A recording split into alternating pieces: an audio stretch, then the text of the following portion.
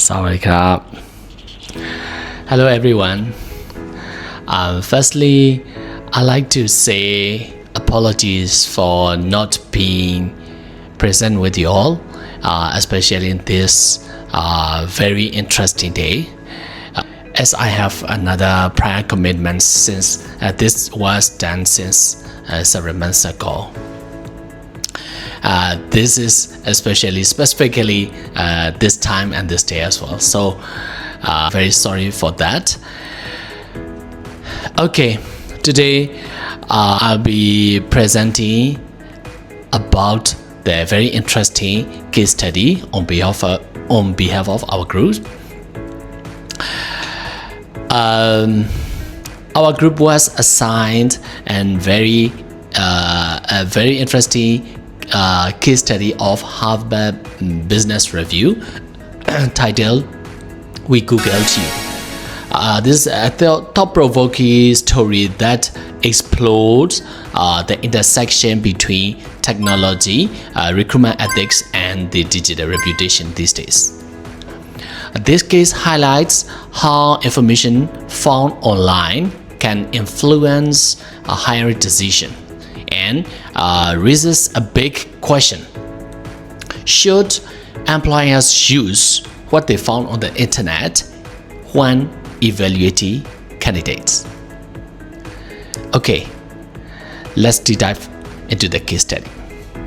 The background is Hathaway Jones Company. This is a privately owned luxury retail chain in the United States with several 100+ retailers and outlets across the states.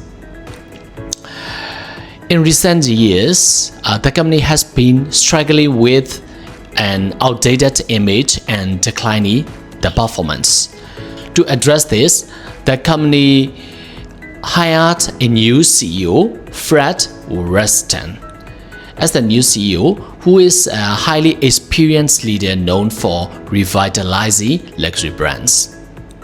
Fred's mission was clear: wake up the company and expand into the new global market, particularly China, where Hathaway Jones plans to open a flagship store in Shanghai, followed by Beijing and Guangzhou. So this case is set right in the middle of that ambitious global expansion goal. The story revolves around four main characters.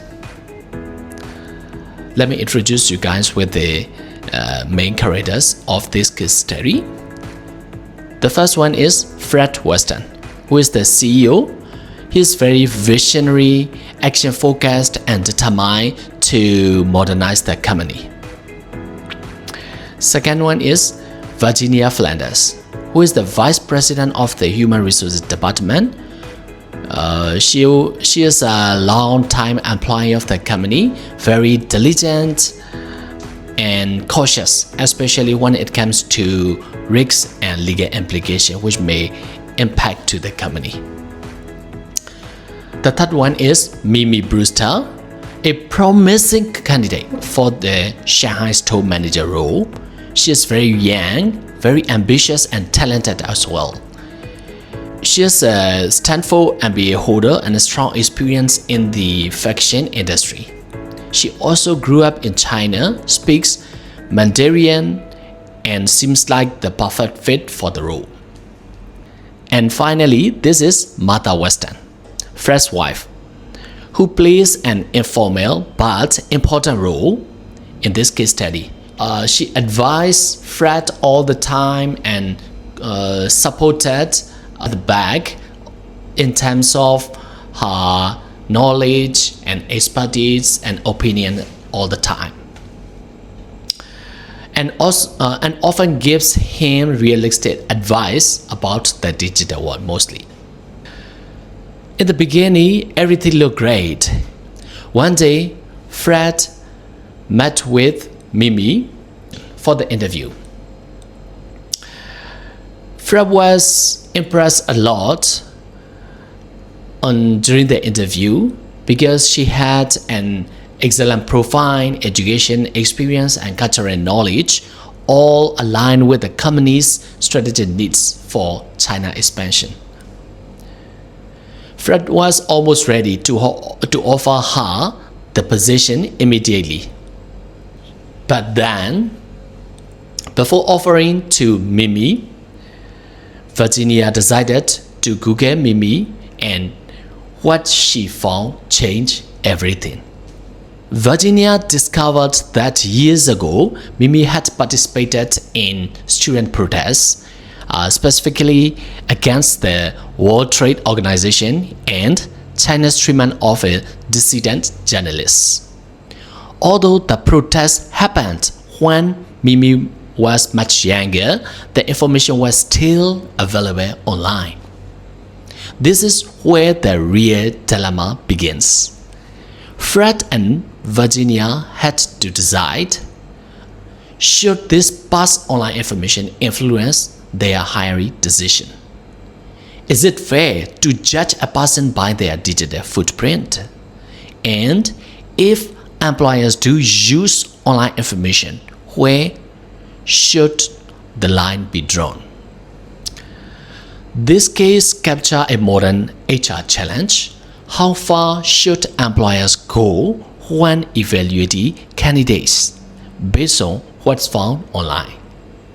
On one hand, it's understandable for companies to protect their reputation and assess potential risks, especially when planning expansion into politically sensitive markets like China. On the other hand, it raises ethical questions about privacy, fairness, and second chances. Should a person's youthful activism define their career years later? When Fred discussed the dilemma with his wife, Martha, she had a very practical view. She reminded him that in today's world, the internet never forgets. She said, online postings are like tattoos. They never go away. Martha also believed that Fred should focus on business realities rather than moral hesitation. Her message was, use the available information wisely, but think of what's best for the company. So finally, Fred faces a tough decision.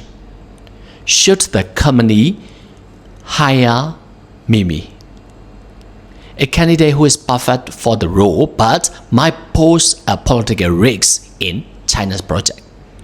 Or they reject her based on information of years ago, something that may or may not reflect who she is today. This is the moral and professional dilemma that makes the case so engaging.